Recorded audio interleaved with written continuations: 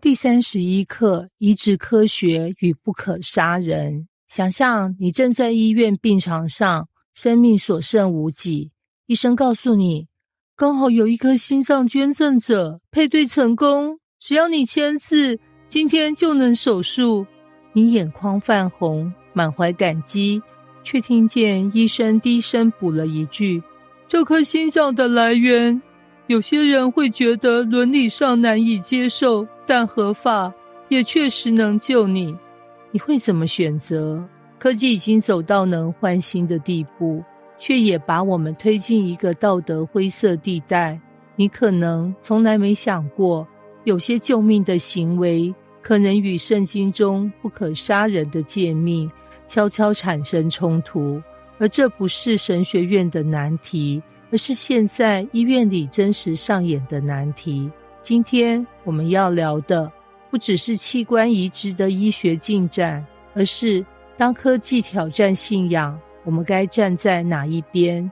一位年轻男子在车祸中重伤，被判定为脑死，他的心脏还在跳，肺部还在呼吸，靠呼吸器，器官功能维持正常。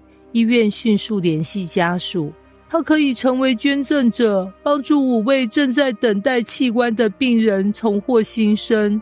几个小时后，5间手术室同步灯火通明，心脏、肝脏、2颗肾脏和1对眼角膜成功移植给其他病人。但这时有人问，他真的死了吗？还是我们只是因为他不能再思考，就决定他的生命可以终结？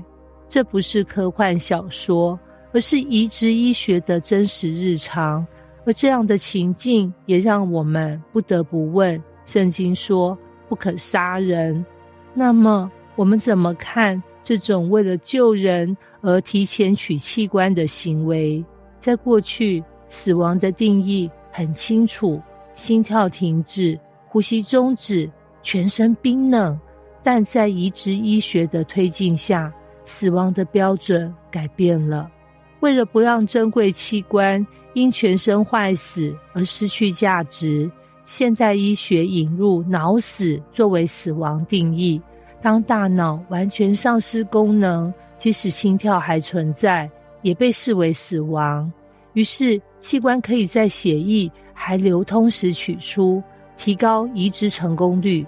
但问题来了，如果一个人心脏还跳，肺还动，只因他没有意识，我们就宣告他死亡，这与杀人的界限是不是太模糊？科技没有恶意，但它不会自带道德指引，它能帮我们更快地做事，却不会告诉我们什么事该做。这就带我们走进一个更根本的问题：人是什么？如果人只是一组化学反应的结合体，那么死亡不过是某个系统的关闭。脑死既然不能思考，也不再有意识，自然就是坏掉了。但若人拥有灵魂，那么即使没有意识，无法表达，它依然是一个活着的灵，不容轻易取代或终结。圣经在创世纪中写道，神用地上的尘土造人，将生气吹在他鼻孔里，他就成了有灵的活人。这段话告诉我们，人不只是身体，更是拥有灵魂的受造物。所以当医学说这个人已经没有价值，器官可以取出，信仰却问，你确定神的气息已经离开了吗？让我们回到那个你在病床上的情景。如果你接受那颗来源模糊的心脏，你或许活下来了，但你也可能开始问，那个捐赠者真的是自愿的吗？他真的已经死了吗？我是否成为了结束他生命的一环？出埃及记明确说不可杀人，这不只是禁止谋杀，更是在提醒我们尊重每个生命的主权属于神。但难道圣经就禁止所有形式的器官移植吗？不见得。如果是在明确死亡、完全自愿、不涉及欺骗与操控的前提下捐赠，圣经中爱人如己、舍己为人的精神仍然支持这样的无私行动。问题不在于移植医学本身，而在于我们为了效率或利益，是否越过了上帝画下的生命界限。医学可以告诉我们怎么延长生命，却无法告诉我们生命的价值从哪里来。科学可以定义死亡的标准，却无法回答灵魂是否依然存在。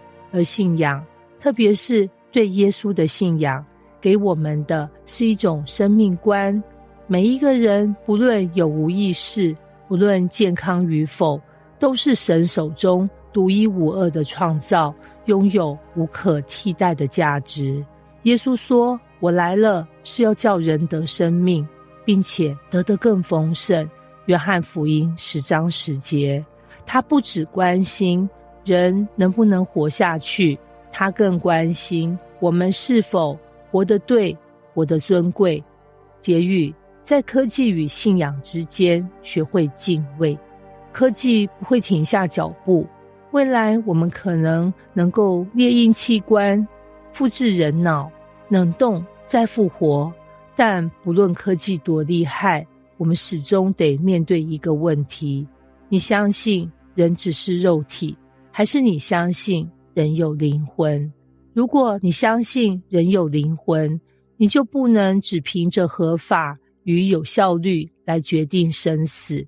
你会开始敬畏，开始谨慎，开始问，这是否合神的心意？